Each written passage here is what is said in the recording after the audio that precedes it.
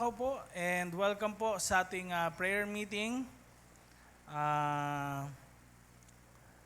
Marami nangyari, mga nagdaang mga linggo, and noong nakaraan po wala tayo naging live.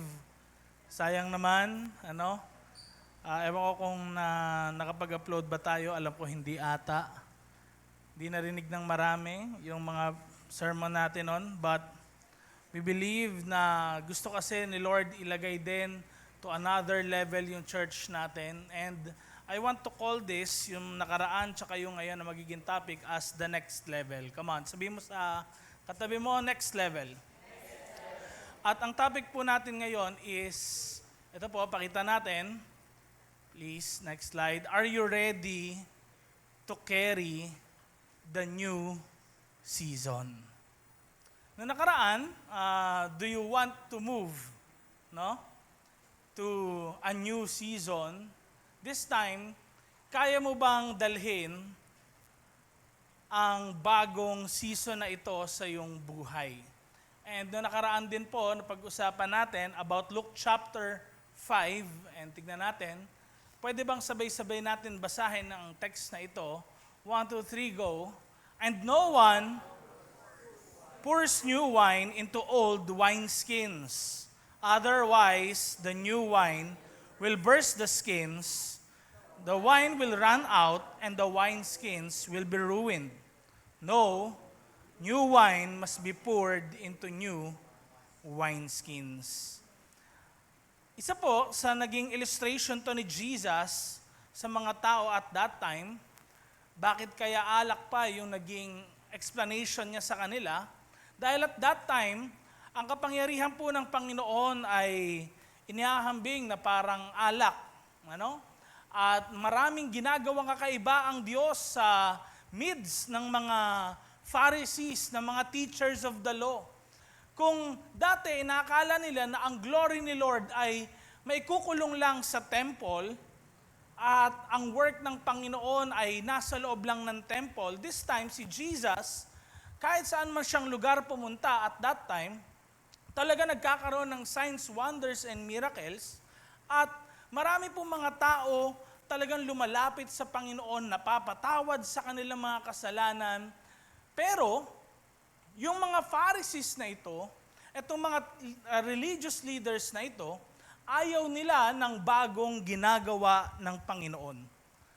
And that new wine, mga kapatid, ay may hahambing sa isang bagay na gustong gawin ng Panginoon sa buhay din ng bawat isa sa atin, sa ating church. Hindi lang sa ating church, sabihin mo sa katabi mo, sa personal na buhay mo din. Come on, sabihin mo, sa personal na buhay ng bawat isa sa atin. And take a look at this, mga kapatid, ang sabi, old wineskins. Old wineskins. Ano yung wineskin po na ito? Ito po noon, ang wala pa naman pong bote na naiimbento at that time, mga glass, hindi pa po yan uso nung unang panahon. Ang ginagawa nila para magkaroon ng isang parang bote or lalagyanan, ay galing po yan sa balat ng hayop. At yung wineskin na ito, kapag bago siya, ito po ay hindi nababanat pa, hindi pa siya manipis. Kapag luma na, old na yung wineskin, nababanat na siya. Ngayon, ang sabi ni Jesus, kung yung old wineskin na ito ay lalagyan daw ng bago, anong mangyayari? It will burst. Puputok, sasabog. Hindi niya kayang i-contain ang new wine. Hindi niya kayang i-contain yung gustong gawin ng Panginoon na bago. Last week, mga kapatid, sinabi ko po sa inyo na kung hindi natin babaguhin yung culture, ang growth ay hindi tayo nito papatibayin, kundi sisirain niya tayo. Because we learned, bago daw magkaroon ng increase, kailangan magkaroon talaga ng magandang structure, kailangan bago magkaroon ng expansion, meron tayong preparation. Bago si God mag-send ng maraming mga tao sa church, tinitignan niya muna masusustain ba din natin itong mga taong ito na dadaling niya? Ang tanong sa bawat isa sa atin, no? Kaya ba natin masustain ang blessing ng Panginoon? Marami po sa atin, taas na lang kamay, may gusto ng bagong wine. May gusto na merong bagong gawin si Lord. Sino sa inyo dito nagpe-pray na, Lord, nawa po may bago kang gawin sa service namin. Lord, may bago kaming maranasan sa service namin. Anyone? Nagpe-pray ng ganyan na, Lord, may bago ka naman sanang gawin sa buhay ko. Amen? O kaya, Lord, we believe, dineclare natin, sometimes, you're making all things new. Gumagawa ka ng mga bagong bagay. Pero ready ba talaga tayo sa bagong bagay na yon? Or, patuloy pa din tayo na poprotektahan natin yung old wineskin. Yung old culture, yung dating ikaw, yung dati na commitment mo, yung dati na binibigay mo na oras. Patuloy mo bang poprotektahan yung pride na meron ka? And mga kapatid, kami po ay isa na rin sa amin, talaga pong nahihirapan kami ngayon na ayusin yung church natin pagdating sa structure. And kailangan po namin ng tulong din ninyo. Dahil gusto natin magtagumpay ang church ng Panginoon. Amen? Lumaganap ang salita niya. Amen? Marami tayong matulungang mga tao. Amen? Magkaroon ng pagbabago sa Sampaloc, Manila, sa Metro Manila, sa buong Luzon, sa buong Pilipinas. Amen? At sa buong mundo. Pero, kailangan willing tayo tanggapin na merong old wineskin ang bawat isa sa atin. Amen? May old wineskin ang bawat isa sa atin. Pero kaya ba natin na mag-move into a new season dahil may bagong ginagawa ang Panginoon? Mga kapatid, pwede daw po na magpe-pray tayo ng increase sa Panginoon, pero hindi naman tayo prepared sa responsibility.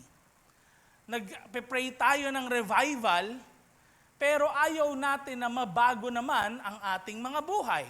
At pwede rin po, gusto natin ng bagong miracles ng Panginoon, bagong move niya sa ating church, pero tayo rin naman hindi willing magbago. Ngayon, nag-e-enter tayo sa new season dahil po ang church natin naghahanap ng bagong lugar. Sa totoo lang po, ayoko rin po na mangyari na paglipat natin, babalik na lang ulit tayo dito.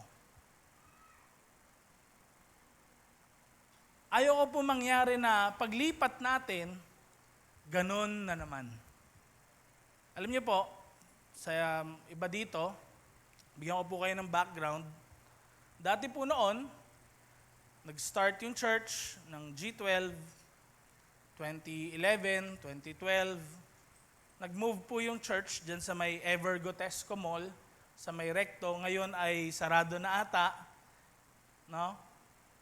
Pero after a few months, meron naman po mga nawin na mga kapatiran at naglilingkod sila sa ibang church natin. Meron sa Caloocan, meron din namang tumigil, meron mga nagpapatuloy. Pero nonetheless, anong nangyari po ganito?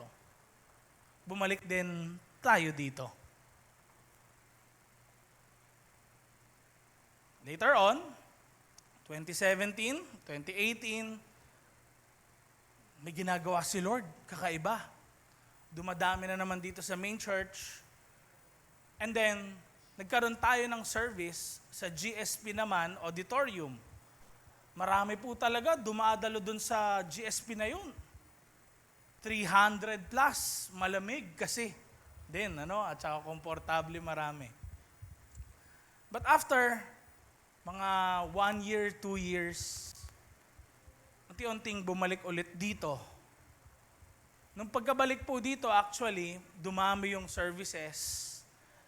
Then, nagtatry na naman tayo sa mga malls, nagtatry na naman tayo sa mga cinema. Mayroon tayong gathering before, umabot ng 1,200. But after pandemic, di natin na kayang i-sustain yung bagay na yon. And this is me, na kung saan naamin ko sa inyo, hindi lang kami may pagkukulang, talagang lahat tayo, the whole church. But we want the new wine. Kasi tapos na yung nakaraan. May bagong move si Lord, kailangan may magbago rin sa ating mga buhay. Amen? Amen? Now, may tatlong bagay po, three things that God requires for the new season. And nabanggit ko po sa inyo, nung nakaraan pong linggo, kung saan galing tayo ng PESA building. After po nun, nakatulog ako sa bahay, pero in the middle of the night, ako po ay nagising. Hindi ko alam kung bakit, pero pagod na pagod talaga ako, nakatulog ako, pero nagising ako, and suddenly, talagang na-feel ko sa aking heart, nag-speak si God. Not an audible voice, pero isang discern na parang na-feel ko na kinakausap niya ako. And the Lord led me actually dito sa text natin, Luke chapter 5, verse 37 to 38. And meron tayong makikita na principle sa Bible na kapag merong new season, hindi pwedeng hindi ka sasabay. Kapag may bagong ginagawa ang Panginoon, hindi pwedeng mauhuli ka. Kasi kung mauhuli ka, may iwan ka, hindi mo kayang i-contain yung bagong gagawin ng Panginoon. At gusto ko lahat po tayo, ito rin yung desire ng bawat isa sa atin, sabay-sabay tayo po doon sa gagawin ng Panginoon. These three things are principles na pwede po nating makuha. Pag sinabing principle, kahit ano po yan, pwedeng ma-apply din natin. Hindi lang sa personal nating buhay, kundi sa ministry, sa ating church. Number one, kailangan po ng bagong pag-iisip. Ako rin, personally, ito yung word sa akin ni Lord. Anak, kailangan baguhin mo yung pag-iisip mo. Masarap alalahanin yung mga magandang nangyari noon. Amen? Masarap alalahanin na, wow, ang dami nating nadala kay Lord. Dati kang maraming mga members. Dating may ganitong mga groups noon, ang sasaya ninyo. Pero kailangan may magbago sa iyong pag-iisip. Niisip natin, ito yung nangyari noon, ito yung ginawa ko noon, gagawin ko ulit ngayon. Pero sa totoo lang po, kailangan natin ng bagong pag-iisip. Sa Romans chapter 12 verse 2, ang sabi po, do not conform to the pattern of this world, but be transformed by the renewing of your mind. Bilang mga Christians, ito yung message ni Paul sa kanila, huwag tayong sumunod sa kung ano yung meron na trending ngayon. Huwag tayo sumunod sa kung ano yung nakikita natin na ginagawa ng ibang church. Huwag tayong sumunod sa kung ano yung nalalaman mo sa ibang mga uso ngayon.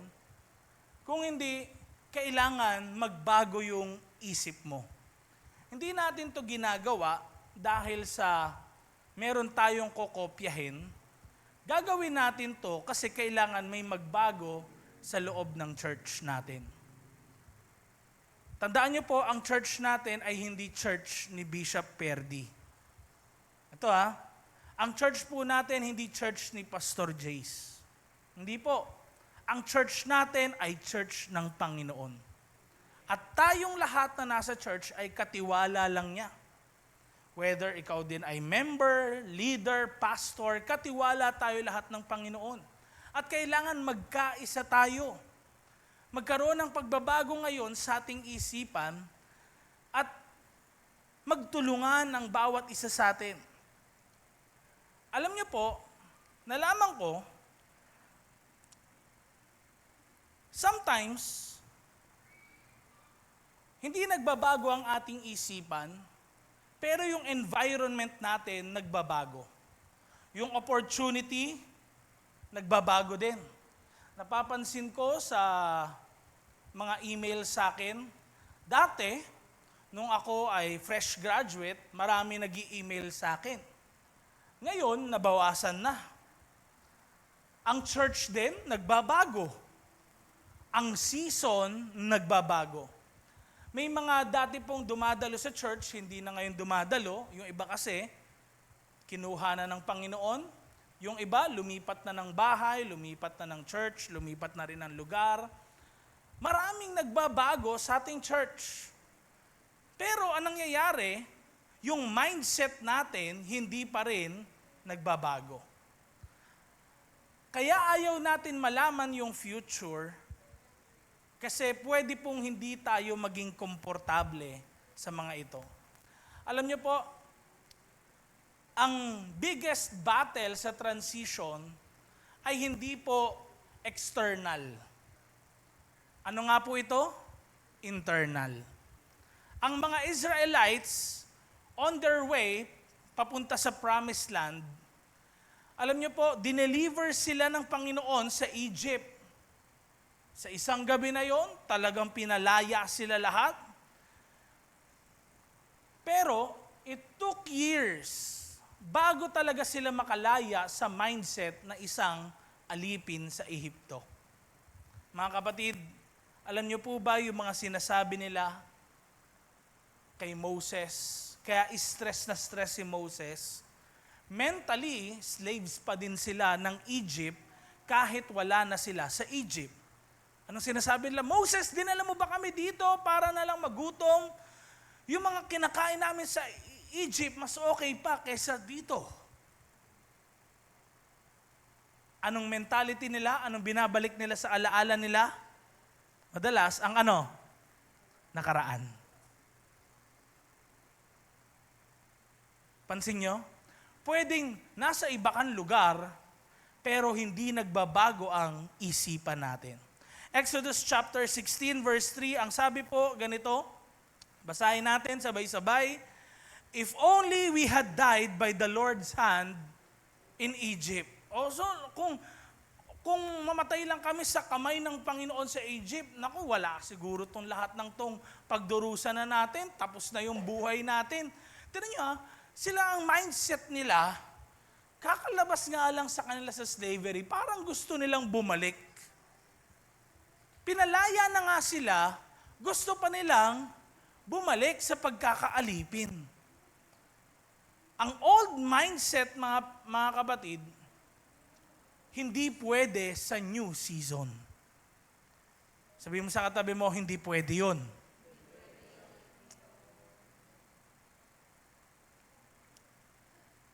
Mga kapatid,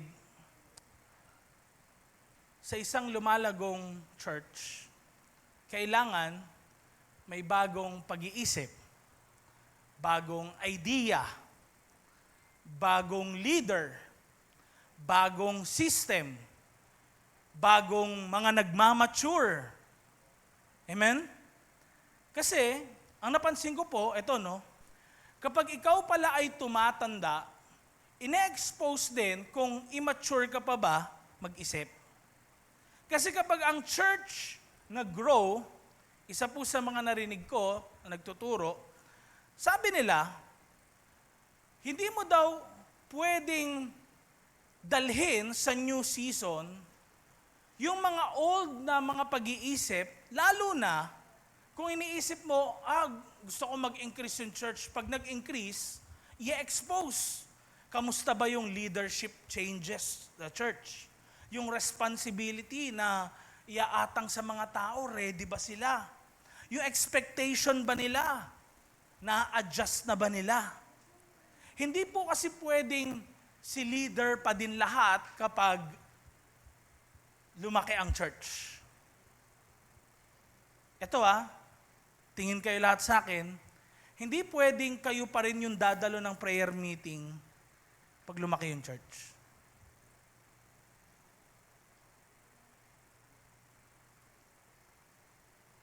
Kasi bakit? Pag lumaki yung church, mas maraming worker. Mas maraming trabaho. Kailangan magkaroon ng kakaibang mindset ngayon sa atin. Magbago ang ating pag-iisip. Amen? Next slide please. Number 2, pangalawang bagay na kailangan daw natin to carry sa bagong season na ito ay bagong responsibility. Mga kapatid, anong iniisip nyo kapag responsibilidad? Yan yung mabigat na nakaatang sa mga balikat mo. No? Kumbaga, ikaw yung liable dyan.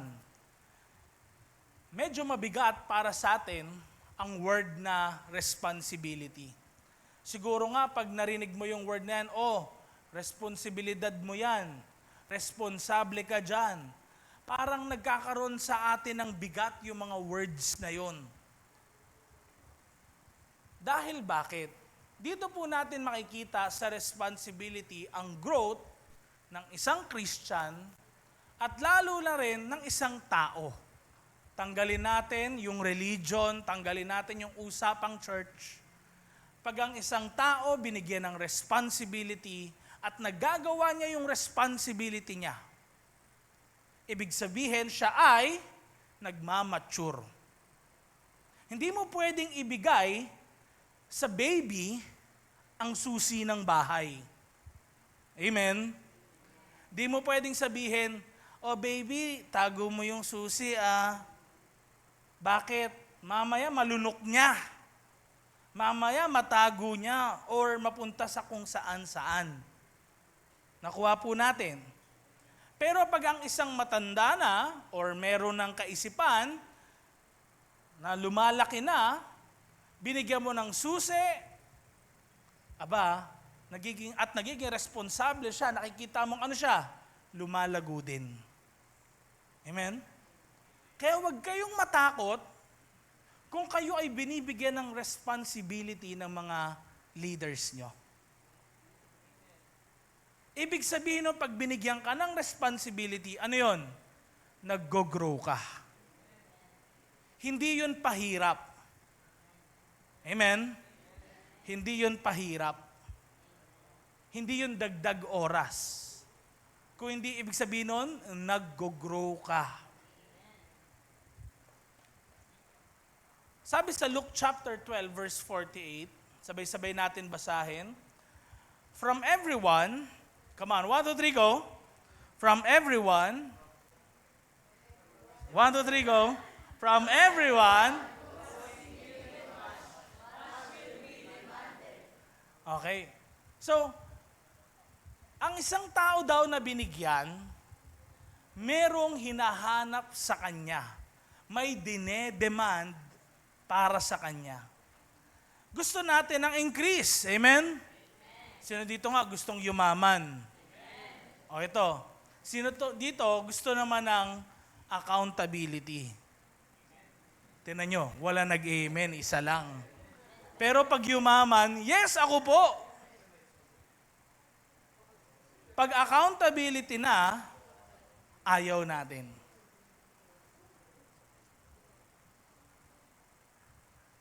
Gusto natin, mas malaking ministry, gusto natin magkaroon tayo ng influence, magkaroon tayo ng impact, mag-mature tayo at magkaroon ng opportunity.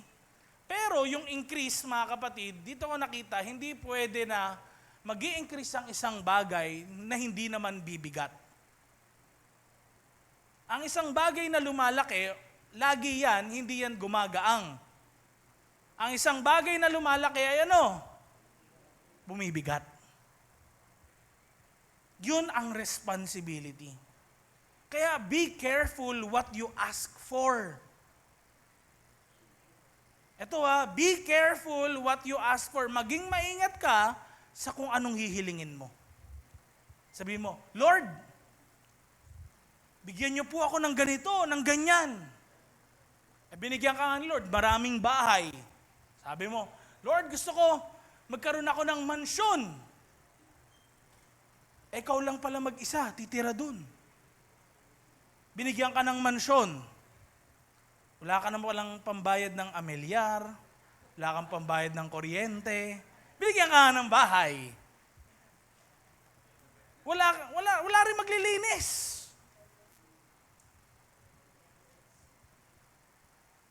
Pero ikaw lang mag-isa. Meron kang mansyon, malaki. 8 bedrooms pa, pero isang bedroom lang tutulugan mo.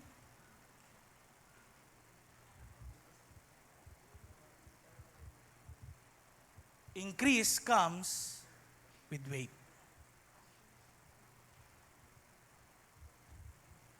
Amen? Tignan niyo ako, lumalaki ako. Ibig sabihin, bigat din ako. Ganun yun eh. Ang church din, pag dumadami, ano yun?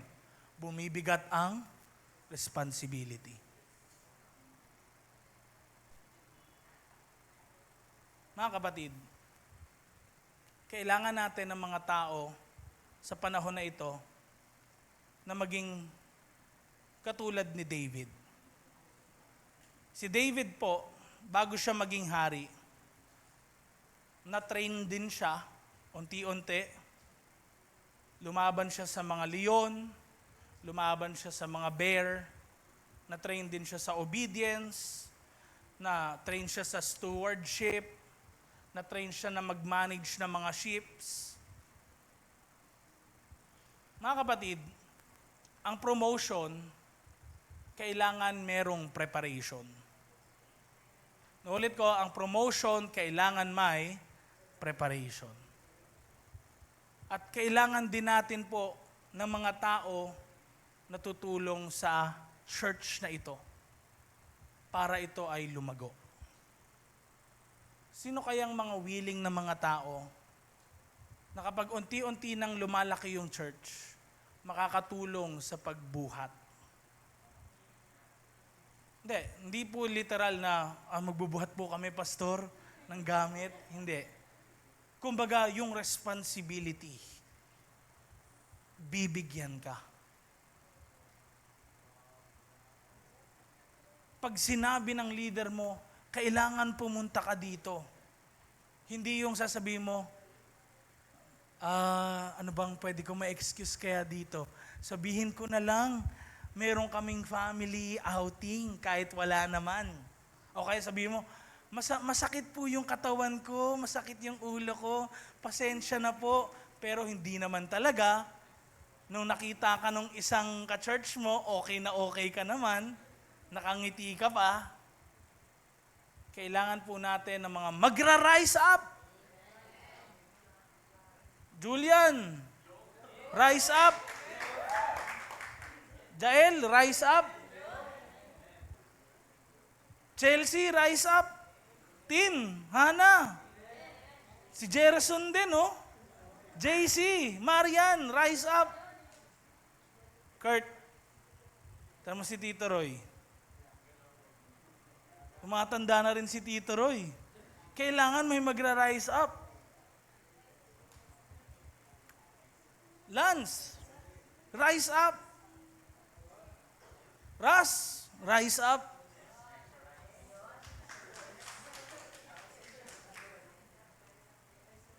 Annalyn, rise up. Hindi ito para i-hype kayo, mga kapatid. Rap, rise up, baka magtampo ka. Hindi, sama natin lahat. Lahat tayo, rise up. Dahil bakit? Alam niyo po, sa panahon natin ngayon,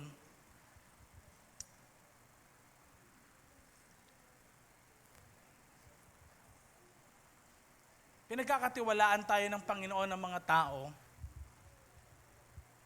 pero kulang ng mga tao na sasalo. Kulang ng mga tao na magagamit din niya sa kapanahunan na to.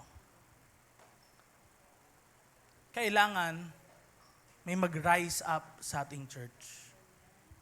hindi to pwedeng isang tao lang eh. Nulit ko, hindi to pwedeng isang tao lang. Kailangan lahat tayo. Amen? Kasi sa pagbibuild ng church, hindi pwedeng isang tao lang yung nagbubuhat. Amen? Kailangan madami. Ba't ano na yan? Next slide. Ayan, ngayon na. Next. Nagulat ako, inunahan pa ako. Siguro gusto na matapos nito, no? Anong oras na ba? 8:40 pa lang naman, ah. Teka lang, ah. Sige. Okay. Recall natin. Nakaraan, binanggit ko po sa inyo, ang goal, vision, mission, and purpose natin. Ano pong goal natin? Simple lang. A stronger church. Kailangan, bago lumago, bago lumaki, maging strong ka muna. Maging matatag ka muna. Paano mangyayari yon? Through discipleship. May reason kung bakit foundational lessons, yung mga naitatopic natin na nakaraan, tas yung Sunday natin ng mga nakaraan is about basic teaching ng eternal judgments. Kasi sabi ng Book of Hebrews, isa yun sa basic. Kailangan, bago maging strong, o malalaman kung gaano ka-strong ang isang building, depende yun sa kanyang foundation. So ang goal natin is what? A stronger church. Pangalawa, ang vision na nakikita natin.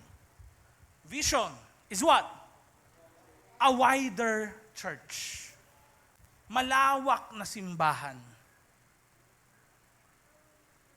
Sa pamamagitan ng winning souls.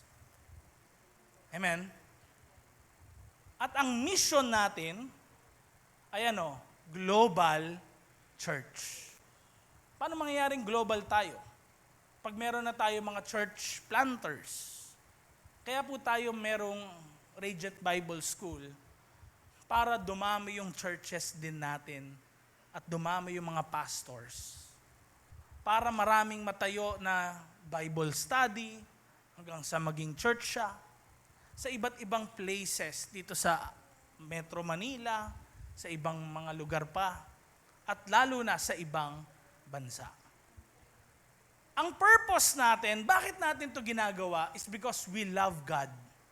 At ang sabi niya, go and make disciples. Greatest commandment and great commission. Ito yung purpose natin. Amen? Ano yung goal natin? A stronger church. Ano yung vision? Ano yung mission natin? Anong purpose natin? And make disciples. Mga kapatid, next slide please. Ang blessing po ay hindi lang para sa enjoyment. Hindi pag pinagpala ka ng Panginoon, para lang i-enjoy mo lang yon.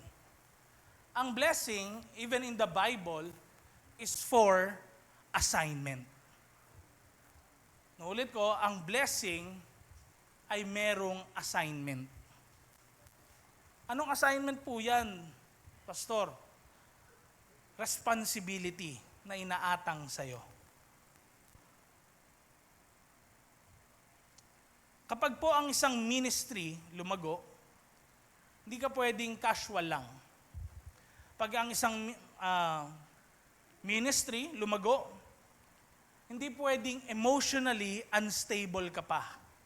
Pag ang isang ministry lumago, hindi pwedeng ayaw magpa-disciple.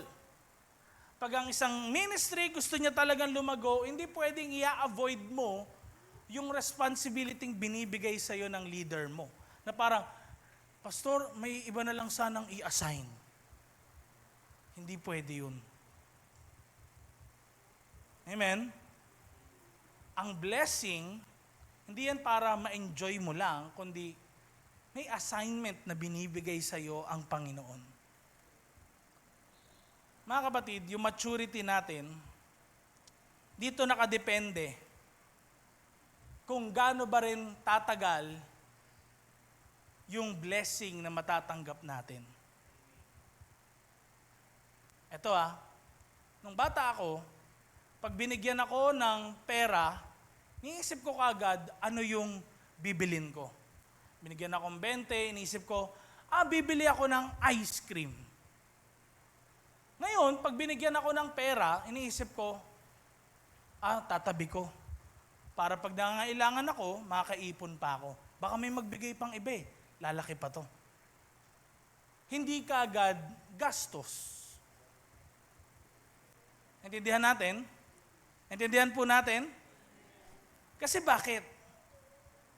Kapag po tayo gusto natin ng paglago, kailangan meron tayo mga bagay ngayon na i-avoid ng gawin. Hindi na natin gagawin. And that is what the meaning of new wine. May dati kang ginagawa, hindi mo na gagawin muna ngayon. Kasi may bago At meron kang ginagawa, hindi ginagawa, naggagawin mo naman ngayon. Amen? Dahil merong gustong ibigay si God na responsibility sa atin. And last but not the least is bagong commitment. Ano yung number 1? Bagong pag-iisip. Pangalawa, bagong responsibility. At pangatlo po, bagong commitment. Ano po ba para sa inyo ang commitment? Ang commitment para sa iba, mabigat yan, ayaw nila yan. Pero ang commitment kailangan para masustain ang isang bagay. Katulad na lang ng relationship.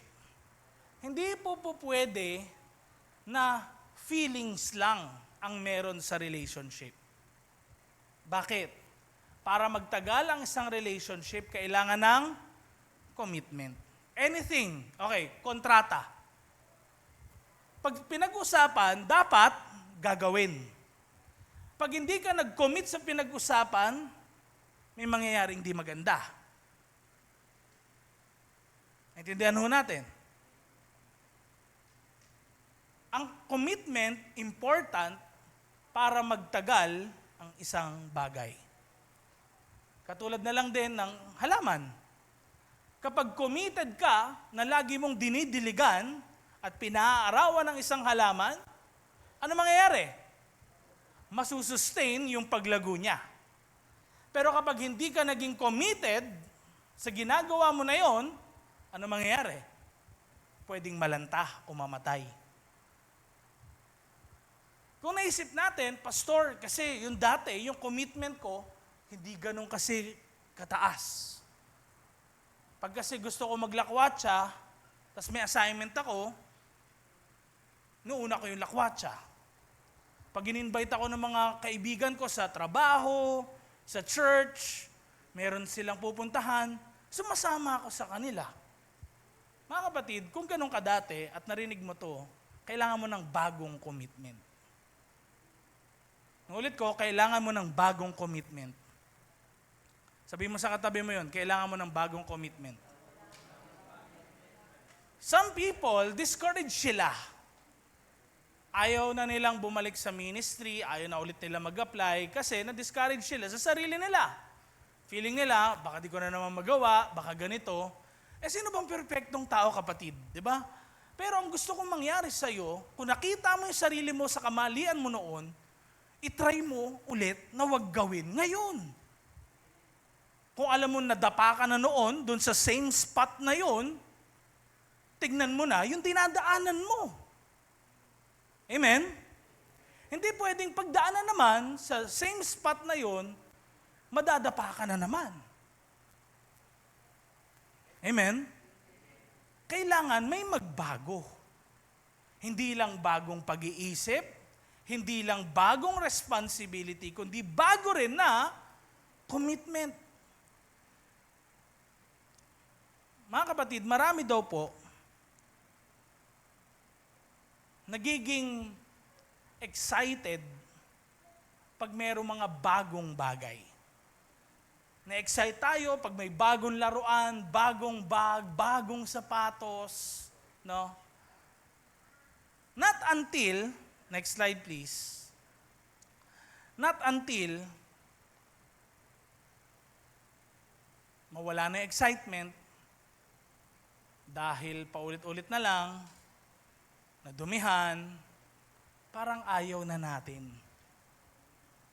Ang commitment po, ito yung nagsusustain sa lahat ng bagay. Ulit ko, ang commitment yung nagsusustain. Ang excitement, yan yung nakakapag-start ng isang bagay. Excited ako, lilipat kami sa bagong lugar. Sino na-excite nung nakaraan? Amen? Lahat tayo, ako rin na-excite ako eh. Pero ito no, kung hindi willing ang lahat mag-commit, hindi masusustain. Ito kung di willing mag-commit, hindi masusustain. Pag sinabing commitment, gagawin mo ang isang bagay kahit na mahirap yun. Pag sinabi pong commitment, dedicated ka. Pag sinabing commitment, pag may pinag-usapan, gagawin mo talaga. No buts. Pag sinabing commitment, isang malaki yun na nakaatang sa iyong balikat na kahit anumang ma-feel mo, di ka man masaya ng araw na yun, gagawin mo pa rin. Yun actually rin ang meron sa isang relationship. Kaya ang mag-asawa or girlfriend-boyfriend, kung talaga sila nagmamahalan, ang pag-ibig ay hindi feelings lang. Kinilig ka. Pag nawala yung kilig, wala na. Hindi po yun pag-ihi. Sorry sa word, pero yun yung nangyayari sa maraming mga tao ngayon. Wala na kasing spark eh.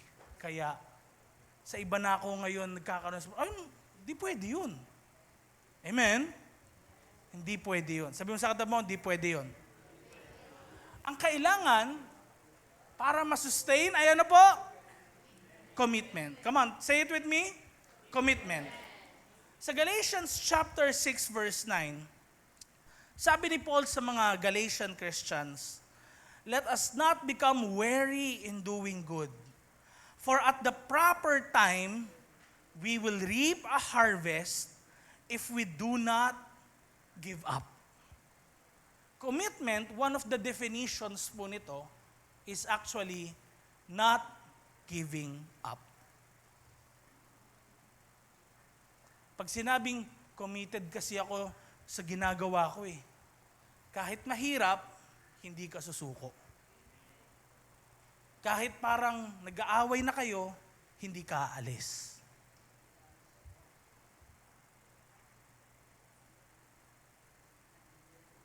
Tignan niya, sabi ni Paul sa mga Galatian Christians, bakit? Kasi napapersecute sila. Gumagawa sila ng mabuti. Ito isipin niyo to. Ginagawa mo ng mabuti yung isang tao. Tapos masama pa rin ginagawa sa'yo. Try mo. Bigyan yung isang tao ng 1,000 pesos. Masakit, di ba, para sa'yo. Tapos, sinisiraan ka pa rin niya. Sinichismis ka pa rin niya. Ginagawan ka pa rin niya ng di magagandang mga bagay. Ang encouragement ni Paul sa mga Christians sa Galatia, kahit sila ay mayayaman, kahit sila ay maraming tinutulungan, sabi ni Paul, let us not become weary in doing good. Huwag ka magdalawang isip sa paggawa ng mabuti. Kasi sa tamang panahon, at the proper time, ano sabi? We will reap a harvest. Kung, ano sabi? Hindi ka susuko. It is one of the definition ng word ng commitment. Sabi mo sa katabi mo, huwag kang sumuko.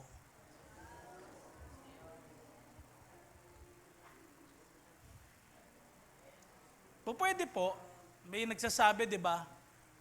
O kaya minsan na titignan natin sarili natin, Pastor, parang ningas kugon kasi ako. Real talk lang, di ba? Minsan, kapag application ng workers, dun mo gagalingan. No?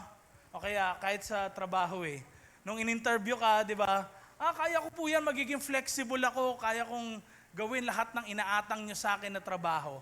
Tapos ng mga 2 years ka na, 3 years ka na, ano ba naman to? Dinagdagan pa ng boss ko yung trabaho ko.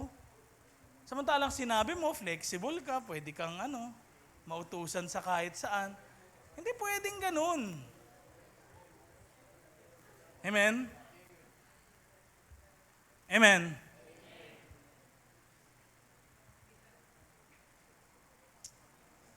Alam niyo po, ang mga Christians, sabi ni Jesus, talagang mga sumusunod sa Kanya. Hindi po talaga tayo tinawag para sa convenience lang natin. Kailangan okay sa'yo. Kailangan maganda yung sa taste buds mo, sa pakiramdam mo. May time talagang maiinitan ka. Pagpapawisan ka. Mangangamoy ka rin talaga sa ministry.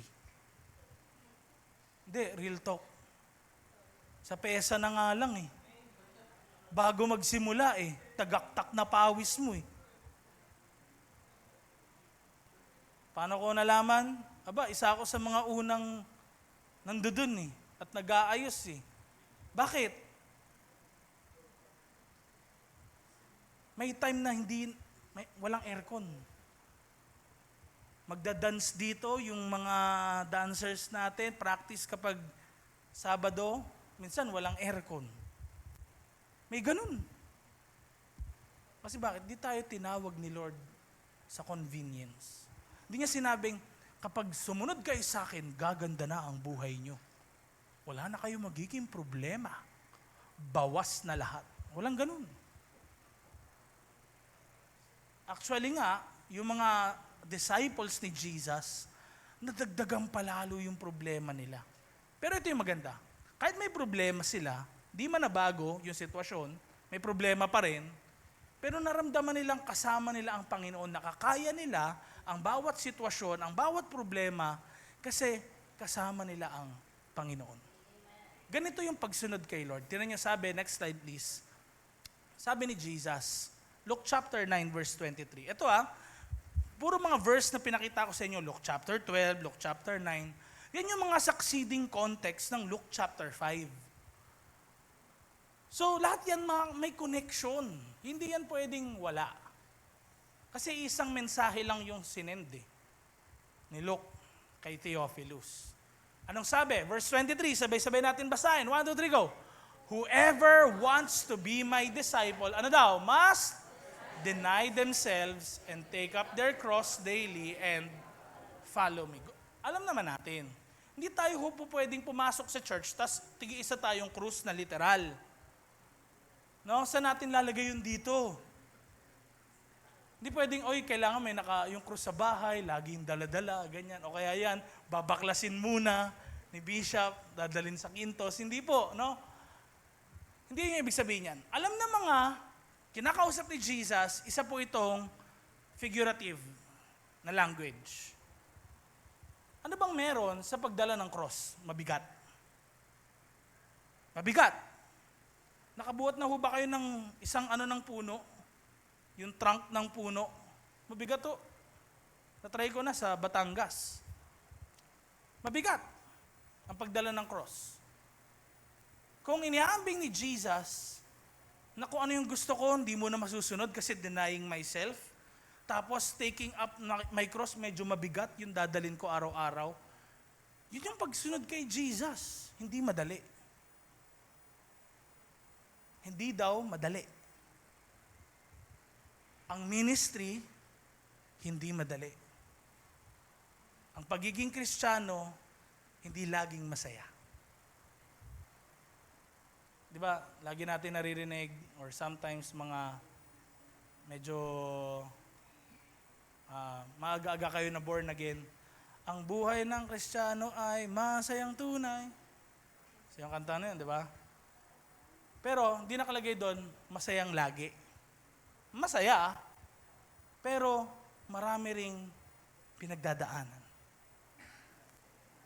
Tingnan nyo, nakalagay, take up their cross daily and hindi yan once a week.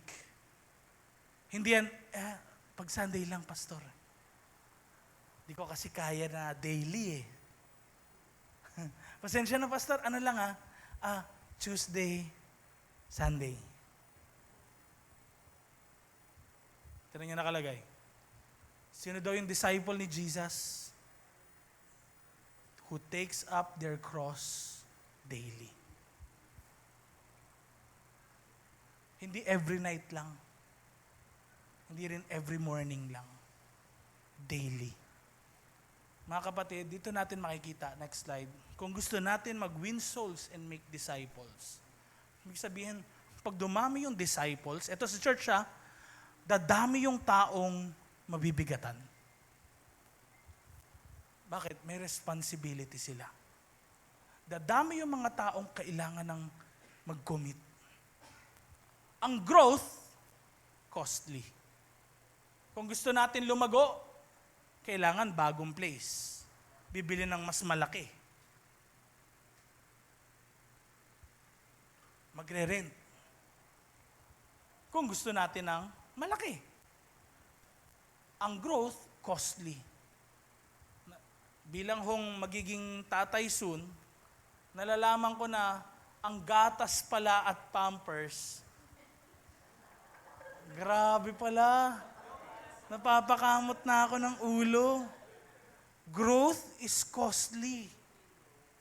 Para lumaki yung baby, kailangan mo ng gatas. Yung gatas na Anmum, ang bilis ng 1,000 mo. Ang bilis. Mas okay pa yung Bear Brand na malaki, pero hindi pwede daw yun. Growth is costly. Gusto mo lumaki yung muscles mo? Kailangan bumili ng maraming itlog.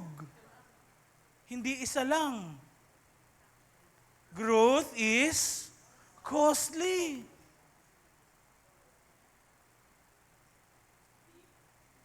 Maturity. Pag nagmamature ang isang tao, tignan nyo, yung anak nyo dati na babae, kapatid nyong babae, nung 7 years old sila, hindi pa yung nagme-make up. Nung nag-15 years old na pataas, natuto nang mag-make up. Ma, pa, engi ako ng pang-make up. Dati, yung anak nyo hindi marunong mag-cellphone. Ngayon, may cellphone na. Ma, pa, engi ako ng panload. Maturity is costly. Amen? Ano mas mahal? Damit ng matanda o damit ng bata? Bata. Kasi mas konti yung yung tela. Ang leadership din, mga kapatid, costly. Marami kang isasakripisyo. Ang revival, kung gusto natin talaga may mangyari, costly.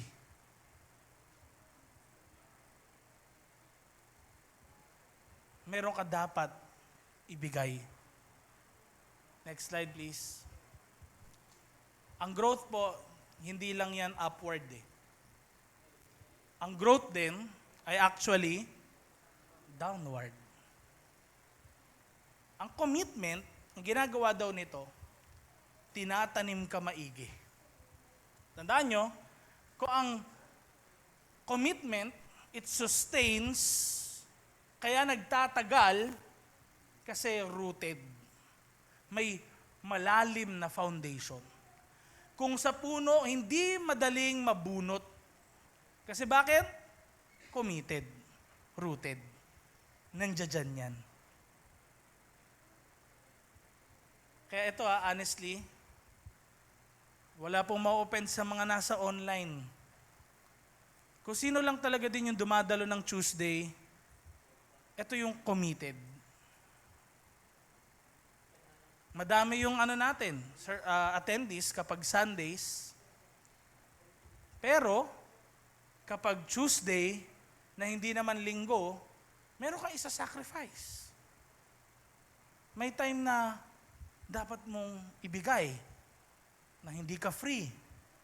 Dapat nanonood ka ng telenovela mo, ng Korean na sinusubaybayan mo, o iba pa, o binabantayan mong mahuli na ng papel si Bato.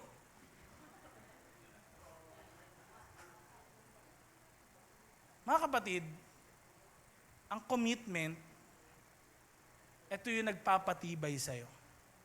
Ako naniniwala, kung sino yung dumadalo ng mga services natin na ganyan, na hindi typical na Sunday, sila yung mga tumatatag sa pananampalataya. Kasi mas uhaw ka eh. Mas uhaw ka sa word. Mas uhaw ka sa community. Mas uhaw ka sa corporate prayer. Pero kung wala kang pakialam doon, ay once a week lang. Parang halaman din. Try mo diligan ng once a week, tapos try mo diligan ng mas madalas. Mas madaming nutrients na naihigop, mas lalago agad. Next slide please. Kaya, anong sabi? Colossians chapter 2, verse 6 to 7. Inano ko na lang po yan, pinadali ko na lang. Sabay-sabay natin basahin. Continue to live your lives in Him, rooted and built up in Him. Magpatuloy tayo na mamuhay para kay Lord. Yung ginagawa natin sa ministry, pag-attend natin sa church, it's all for the Lord. Yung sacrifices ninyo, sometimes kapag magbubuhat, mag-aayos sa church, it's all part ng service natin sa Panginoon. Yung mga pag-i-invite nyo, part din yun. Paglilinis, pagtulong, part yun. Amen? Lahat yun. And remember, lahat yun may reward din sa Panginoon. Next slide please. Kaya ang depth, kailangan bago ang expansion. Kailangan lumalim ka muna bago ka palawakin.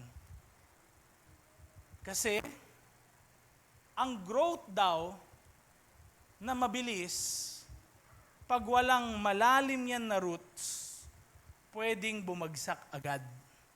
Pwedeng mag-collapse agad. Kailangan maging malalim. Amen? Amen. Kaya, tignan nyo, no? Honestly, may naging errors kami pagdating sa ministries. Hindi nasabi agad-agad sa lahat, o kaya hindi man lang din namin naturuan about prayer and fasting, about servanthood, humility. And nag-expect kami sa mga members ng ministries na alam na nila yun. O kaya, parang matik na. Pero sa totoo lang, hindi naman namin naituro. Kaya anong nangyayari, nagkakaroon ng issue sa mga leader, pag tinanong, saan ka pupunta ng ganito, meron tayong practice, meron tayong gagawin, may na-offend. Tapos yung iba rin, parang kapag halimbawa, nagtagal, nagsasawa, tapos kung kailan lang gusto ma-assign, doon lang siya pagpapakita. Kasi hindi naman naturuan. And we want to correct that. Kasi bakit? May new wine, kailangan ng new wineskin. Amen? Next slide please. Review tayo.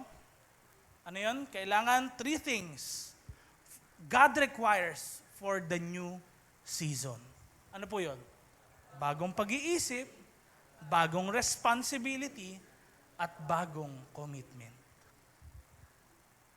Kailangan po namin ng mga taong susuport sa church. Kailangan namin ng bagong tatayo, magi-stand out boldly, magli-lead ng mga tao. Kailangan natin ng mga taong tutulong, mga taong ma-assign, willing ma-assign. Amen?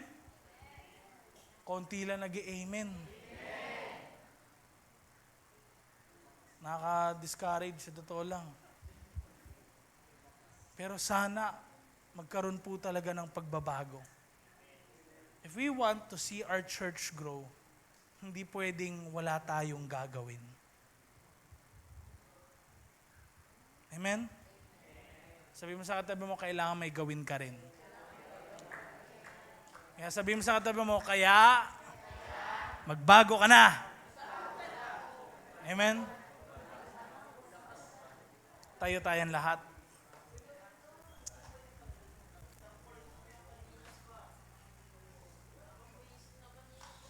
Okay? So, tayo ay manalangin. Panginoon, this evening we pray. Kumilos po kayo sa buhay ng bawat isa sa amin. Magkaroon po ng pagbabago, Panginoon, sa aming mga buhay, sa aming pag-iisip, ang mga tao na kailangan ng bagong responsibility, commitment. Lord, dalangin namin talagang maging kaisa namin ang lahat sa bagong gagawin niyo po sa church. Dahil baliwala, Lord, kung may bagong place, bagong systems, pero di naman bago ang aming panloob na buhay. Lord, from this day forward, dalangin namin lahat po na nandito, maging sa mga sumusubaybay online, mga kapatiran namin na willing mag-serve. Lord, dalangin namin, magamit mo kami lahat-lahat for the next level na gusto mong gawin sa church na ito. Lord, we believe na nilid mo kami dahil may gagawin ka sa aming church, Lord. And kayo, Lord, yung maluwalhati mula sa araw na ito. Dalangin namin, Lord, na lahat po ng mga steps na iti-take ng church na ito towards a new system, a new structure, at sa iba pa mga bagay, Panginoon, ay gabayan po ng iyong Santong Espiritu.